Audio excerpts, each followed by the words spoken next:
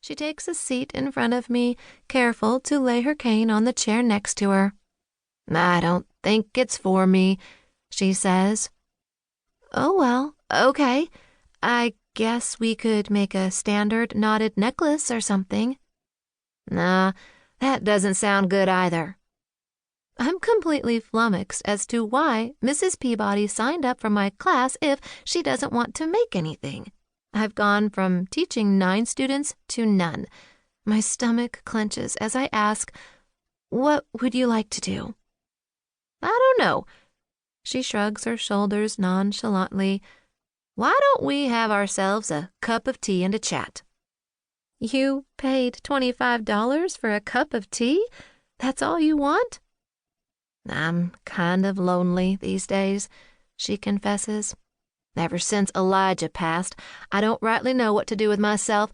I sit around the senior center hoping to find someone interesting to talk to, but I tell you, that place is full of folks whining about one ailment or another.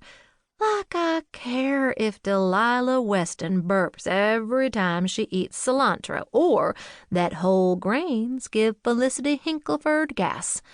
What's wrong with old folks thinking their bodily functions are the only interesting thing left to talk about in the world?" "What about your knitting group?" I ask.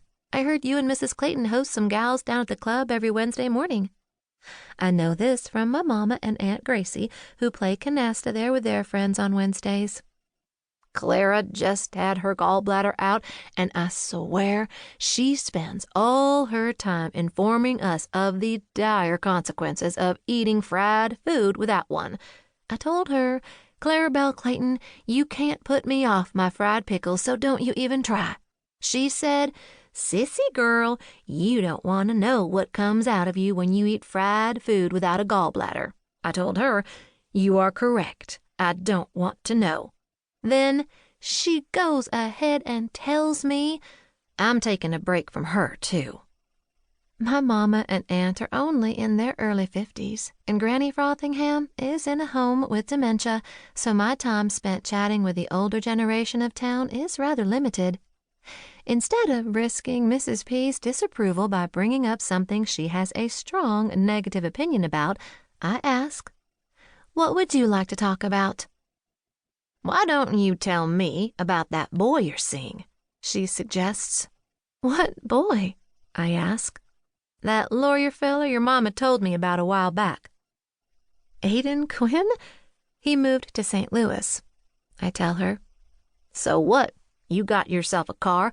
You could visit, or heck, girl, you could move if you wanted to. You're young, single. Why should you stay here in this little blip of a town when you could hit the big city lights of St. Louis?" "I like it here." "Pish posh," she responds.